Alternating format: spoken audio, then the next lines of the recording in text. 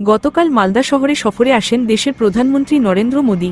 তার আগমনকে কেন্দ্র করে সকাল থেকেই শহরজুড়ে ছিল ব্যাপক নিরাপত্তা ব্যবস্থা ও প্রশাসনিক তৎপরতা। নির্ধারিত কর্মসূচি অনুযায়ী প্রধানমন্ত্রী বিভিন্ন উন্নয়নমূলক কার্যক্রমের সূচনা ও পর্যালোচনা করেন এবং জনসভায় ভাষণ দেন।